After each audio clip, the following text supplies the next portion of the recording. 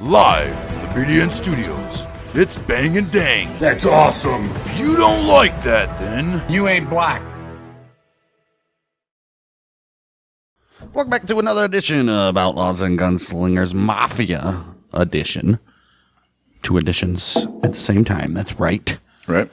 And here we are, wrapping up the head bosses of the old Bonanno family with this one. We got 4 of them, and not any stories about these guys anywhere on the internet besides a couple New York Times articles and stuff like that that say exactly what everything else does. What are you going to do? And yeah, I think we'll wrap up the bosses, and then we'll do the best we can with Donnie Brasco, and then we'll move on to one of the other families, probably the Gambino after this. Gambinos. But we got Vincent Basciano, Salvatore Montagna, Vincent Badalamenti, and Michael Mancuso. And Michael Mancuso being the current boss as we speak. He just went back to prison literally like a month ago, I believe. So, Yeah, can you believe that?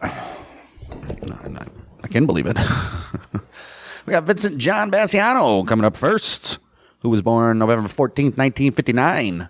Is it Basciano or Basciano? It's Basciano, man. Could be Basciano. We've already looked it up. Did we? Basciano. He became the acting boss after the arrest of old Big Joey Massino, who we covered last episode. His nickname is Vinny Gorgeous due to owning a Bronx beauty salon called Hello Gorgeous. Oh, look at you. And for his fastidious grooming, hairstyle, and looks. That's nice. He's the one that looks like Stephen Baldwin or one of the Baldwin brothers.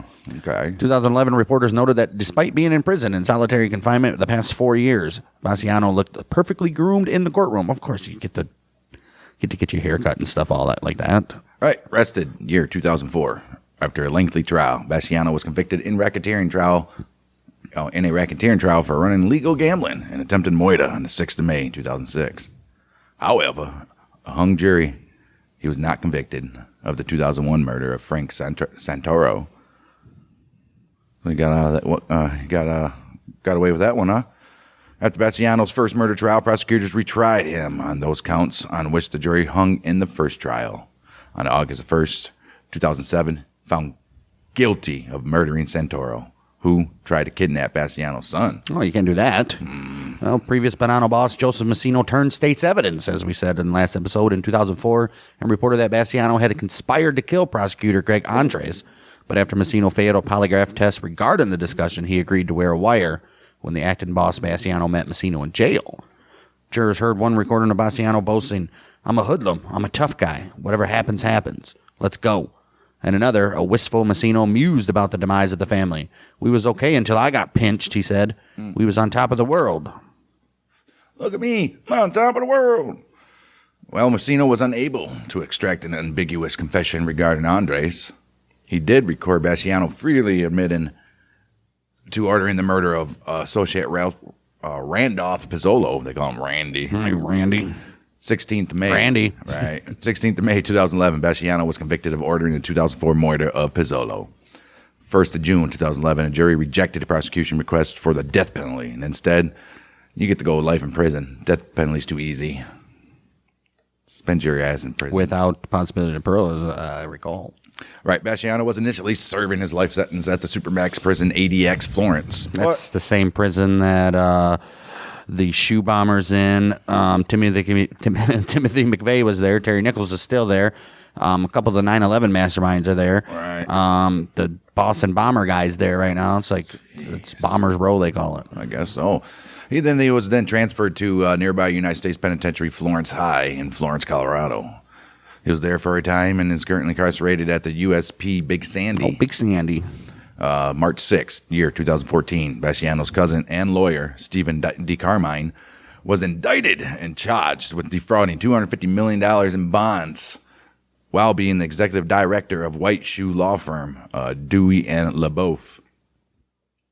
Okay, don't know what that has to do with Basciano, but that's his story, guys. Wait. If he's like convicted of anything, any case that he was in, he could be, they would have to retrial or something, wouldn't it? Isn't it something like that? If a lawyer's found guilty of crimes in the past to have to go through and retry all of his cases? I don't know about fraud with money. Maybe, I don't know.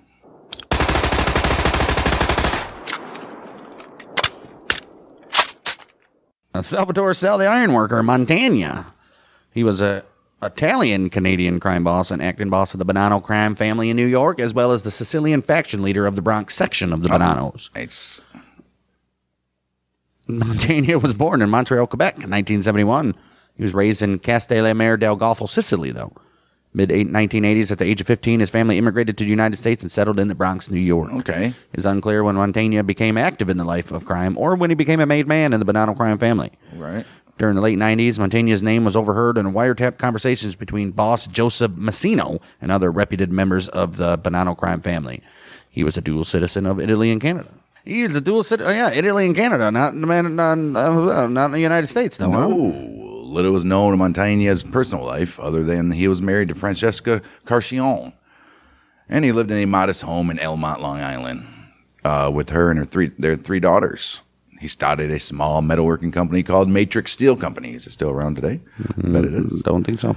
It was located at 50 Bogart Street in Bushwick, Brooklyn. It was managed by his own wife. Matrix Steel manufactured structured and rail mill products, gray and ductile iron foundry crucibles, foundry converters, casting machines, sizing or embossing presses, foundry mold machines, and foundry dies and tooling. Damn, they did everything. It was around this time that Montagna was given the nickname Sal the Ironworker. All right, Sal. 2002, Montagna was arrested along with the crew of Patrick DiFilippo for illegal gambling and loan sharking charges. Of course. He refused to answer questions before a grand jury and was charged with criminal contempt of court. He later pleaded guilty to the charge in 2003 and was placed on a 5-year probation. I mean, yeah. Right. Late 2003, U.S. law enforcement and the Federal Bureau of Investigation listed Montagna as an acting capo and the capo regime. Okay, same thing. Of the Bonanno family on behalf of Dave Filippo and the Sicilian faction based in the Bronx. All right, so I think they got something there, huh? After a long time Bonanno boss Big Joe Massino, he became an informant in 2004. Vinny Gorgeous Basciano was recognized as a reputed boss of the Bonanno crime family. Only to discover that Massino would testify against Basciano as well. Year 2006, Basciano was facing jail time. He stated that he would promote the Sicilian faction of the old Bonanno crew back into the family's leadership. As Montagna was recognized as the reputed acting boss of the Bonanno crime family from 2006 to 2010, with Nicholas Nicky Mouse Santora as the underboss and Anthony Rabito as concierge, making the administration of the Bonanno crime family once again complete. Well, good for them. About that time, Montagna... Nobody else could have done it so far. They're the first guys to do it, supposedly. Complete. What do you mean? It was pretty good under Massino until he got pinched. Yeah, but they still had that little battles. At that time, Montagna gained the nickname Bambino Boss due to his relatively young age at only 35. 2008, Montagna was still the reputed acting boss of the Bonannos, controlling the entire Bronx faction of the family, as the Daily News linked Montagna to known Sicilian Bonanno official Baldassare Baldo Amato. April 6, 2009, Montagna was arrested by the U.S. Immigration and Customs Enforcement as he left Matrix Steel. Oh, shit. So you got to go back to Canada or something, dude. Gotta go. 2003, criminal contempt conviction allowed United States authorities to strip him of his green card, and they deported him back to old Canada. He was succeeded by Vincent Badalamenti as the Bonanno family boss. According to mob writer Jerry Capecci, it was understood that Montagna would have no standing or authority within Montreal's then dominant Rizzuto crime family. Yeah, they're like, you ain't getting in here. Well, after a slide in power of the Rizzuto family, Montagna started to show his influence. Months prior to the assassination of Niccolo Rizzuto, he had tried to convince the old patriarch to step down and let younger blood rule. 2011, following the assassinations of several major Rizzuto mobsters starting in 2009, Montagna was identified as one of 3 major mobsters trying to fill the resultant power vacuum. Okay. If not, take over the Montreal Mafia himself. Might as well. He, along with Joe DeMalo and his brother-in-law Reynold Desjardins, attempted to take control of the Montreal's Mafia from the Rizzuto family. Montagna and Desjardins had a falling out in 2011, though, which will come to a head here, later said to be over control of such aspects as loan sharking and bookmaking in Montreal. Oh. Dude, the Montreal Mafia was no joke. They're the ones that killed that one wrestler guy. I forget his name, but he was pretty popular. Right. Shot him in the back of the head. Yeah, they're rough, bud. There's like the old school shit there. Police responded to gunshots in the suburban district of Isle aux Trésors on the 24th of November in 2011. Found the body of Salvatore Montagna on the shore of the Isle Vaudry on the l'Assomption River in the city of Charlemagne, Quebec. That's on Montreal's North Shore region. Witnesses reported that Montagna jumped into the river in an attempt to escape his muertes. Law enforcement believed that Montagna was brought to the house of convicted smuggler Jack Arthur Simpson, as his vehicle was later found parked on a Montreal street. All right, June 2016, authorities were more specific as to how he died.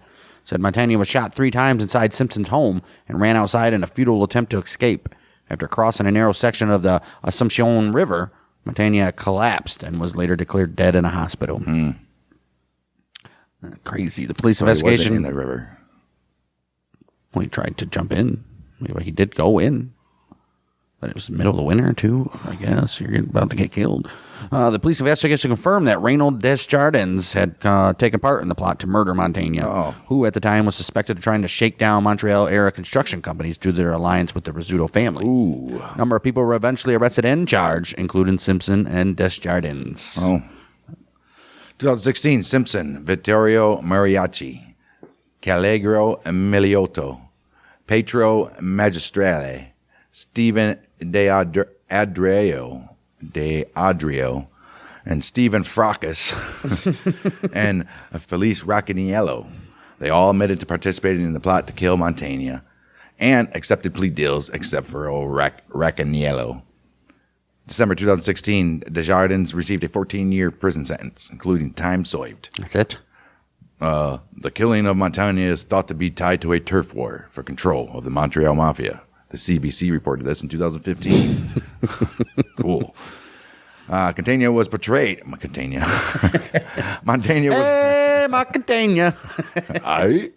Montagna was portrayed by George Jarsky in this television drama series Bad Blood. Debuted in 2017. Did the series, and it was surrounding the Rizzuto crime family. Really? Didn't know that. Bad Blood? Is that a Canadian show? I don't know. You're thinking of Blue Bloods, though. I think. Right.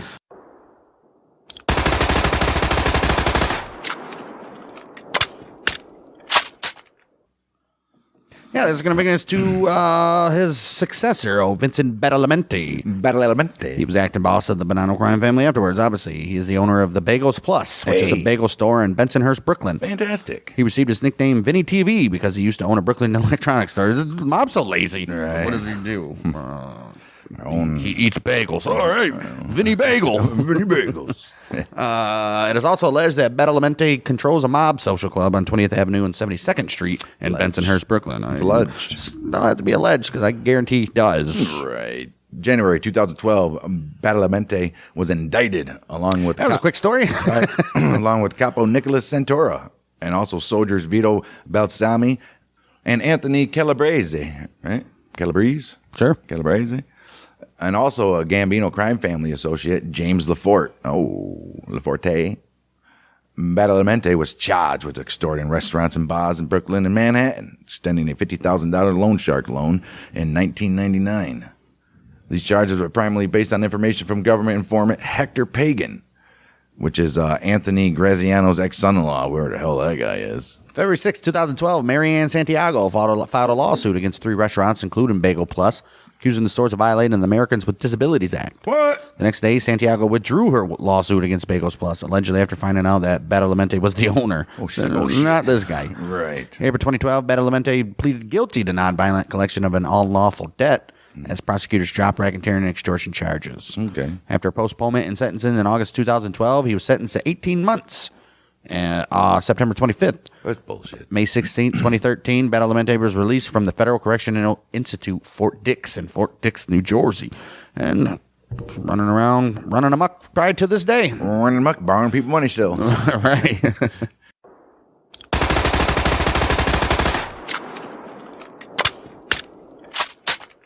Let's move on. Michael the Nose Mancuso. Wasn't there somebody else that was already the Nose? Yeah. That was Vincent the Chin. The Gigante. No, we've had the nose, the chin, the ears, and now we got the fucking nose.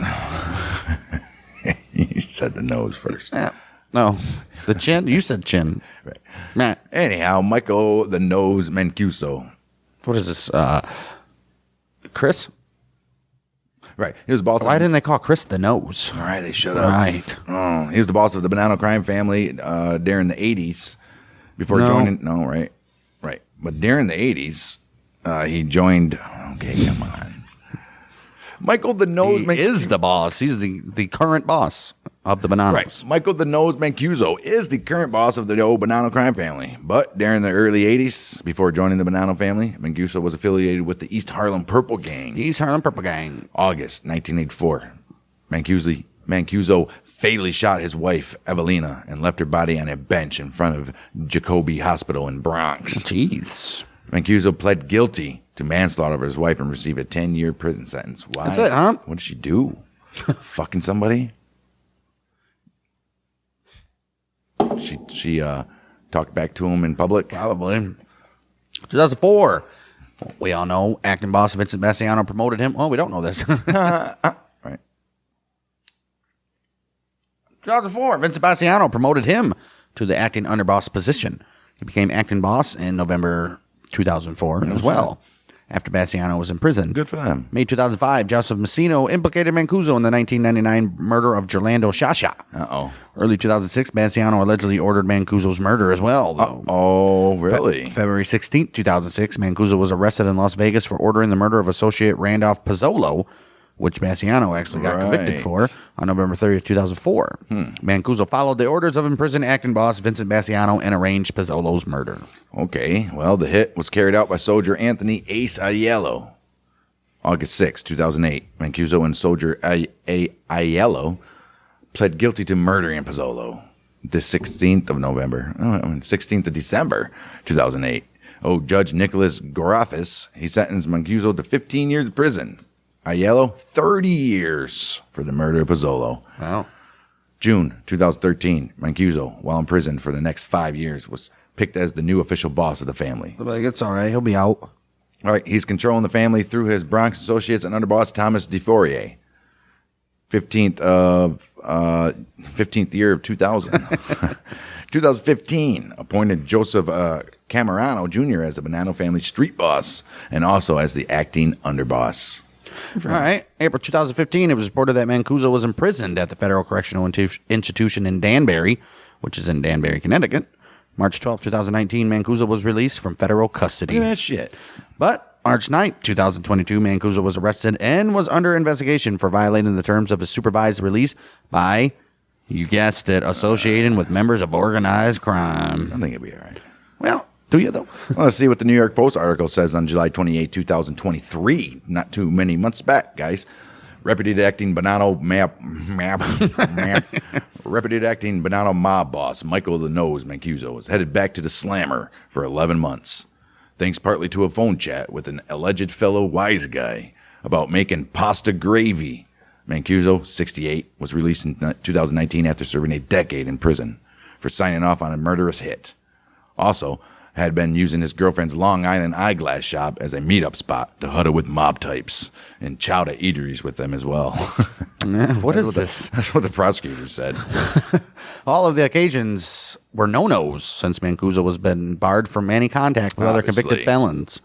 Are you going to do the gravy today or make the sauce? Mancuso asked reputed Colombo soldier Michael Irvino on an October 24th, 2020 wiretapped call.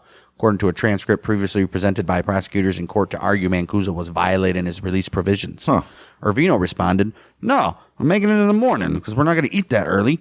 What time do you want to eat tomorrow?" The Nose responded, "I don't care, 5 o'clock or so." They're probably actually talking about food. I bet you they were, yeah, but he's still not allowed to even talk to the guy. Well, this conversation appears innocent, given that the other times Mancuso allegedly used code words for mafia business. The feds flagged it up in the papers. But the Italian food chit-chat was still taboo, since Irvino was convicted of racketeering, illegal gambling, and conspiracy. Mancuso attended his Brooklyn federal court hearing over the violations Friday, accompanied by eyeglass purveyor and girlfriend Laura Keller. was slapped with the additional prison time over the forbidden contact with the reputed La Costa Nostra members. This is still the New York Article guys. Right. July 28th or something. 2023, Mancuso used Keller's Great Neck Eyeglass Shop, Real Eyes Optical, as a meeting place while he tried to cover up his rendezvous with the alleged fellow wise guys. Stop saying wise guys. This is 2023. Right. Wise guy, eh? Prosecutor said in court papers in May. Some of Mancuso's calls, others could be heard talking about mafia business. Prosecutor Michael Gibaldi said during their Friday hearing, as he asked the judge to put Mancuso away for another 2 years. Oh. Gibaldi said Mancuso attended at least one dinner where mafia business was discussed, and added that he had significant concerns about these contacts. Really? Mancuso went to one October 7, 2020 dinner at Elmont Salvatore's restaurant that was attended by Ovino, Colombo Captain Vincent Ricciardo, convict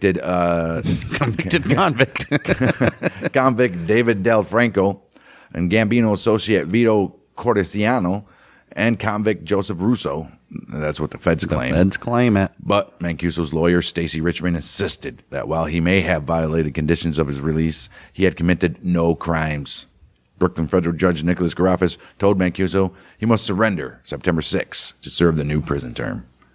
In between now and then, there are no dinners. Yeah, you better not do that, buddy. This isn't about someone who is jumping a turnstile, Garafas said. This is about being in touch with individuals or members who are associated with organized crime or have a history of felonies. I get it. The judge also said that when Mancuso gets out, he can't go back to the eyeglass shop during his 3 years of supervised release. Oh, my. That's his girlfriend's place. Well, he's also doing mob business there. Right. Mancuso went to prison after pleading guilty to murder conspiracy for signing off on the hit of Pozzolo, which we know. Vincent Basciano had ordered the murder while he was locked up because Pozzolo was considered reckless and disobedient, and Mancuso had Dominic Sicali order out the deed. Good for you, Dominic. July 28, 2023, he was sentenced to a further 11 months in prison. Oh, duh. Right. 11 months. 11 months, so he'll be out. Yeah, in like 6. Right. Well, that's it, guys. Or they might actually make him serve the whole 11 for violating his release. Well, I'm sure they will. I think he can do it. 11 months? Yeah, why not? I think he could do it. So 78. That's Anthony Graziano, who's 78. Well, he was He died 68. at 78. Mancuso 68. 69, 70 now, but yeah, that's the bosses of the bananos. The bananos. Bosses of the Bonanno. That's the bosses of the bananos. Let's take a look to see if there's anybody else worth profiling in the old underboss roles or anything. What about Bonventre? We got some Bonventre stories. I'm sure. Nope. Could make it into a 15 fucking parter. Avila, we already did. Marangello, he was demoted. What's he doing? What did he get demoted? Nothing. What did he get demoted? Adonacio, what's he got? Big Joe Massino. Yeah, that's Joseph. Uh-huh. What about Vital, who was Massino's brother-in-law? He might have a decent one, but we've already covered all his stuff in the Massino one. Decent. There's nobody else. Badalamenti, Zancocchio, he's got nothing. Yeah, there's nobody. So we'll end it with Donnie Brasco. That's how we'll close out the Bonanno family and probably jump straight into the old Gambinos. What's the Catroni family? Founded in the 1900s. The what? The Catroni family. The Catroni family is Italian. Based in Montreal. We can't do them. Oh. Why not? Because they ain't American, motherfucker. What's the San Jose crime family? I don't know. What would it be? Oh, could be San Jose, Canada, though. Should we do Gambino or Colombo's next? I don't care. Which one was first? Colombo was founded in 1928. 1928. Gambinos were founded in the 1900s. Do we have a year? Like 1910. So they're actually the third oldest. And what about the Lucchese's? Where they founded? The Lucchese's. 1920s as well. Yeah, so we'll do the Gambino next, and then the Colombo, and then probably wrap it up to 5 families with Lucchese, and then we'll get into all the other offshoots. Buffalo, Detroit, Chicago. all that Detroit. stuff. Chicago is going to be the one that has the most. Of course, Chicago's freaking crazy. We've already done Al Capone, but I mean, they got all those other guys that were big dime. So with that being said, make sure you go check out our YouTube channel at Bang Dang Network. You'll find full episodes of this, Battles of the American Civil War, Lee and Corey on the case, and according to Wikipedia, as well as shorts, clips, and our YouTube exclusive Dart League that we got going on the old YouTube. And if you're listening on Spotify or Apple, give us a nice little review. And we'll see you next week for, Donnie Brasco, a.k.a. Joseph Pistone, wrapping up the Bonanno Crime Family. We're out of the month of Michigan this week. Bang dang.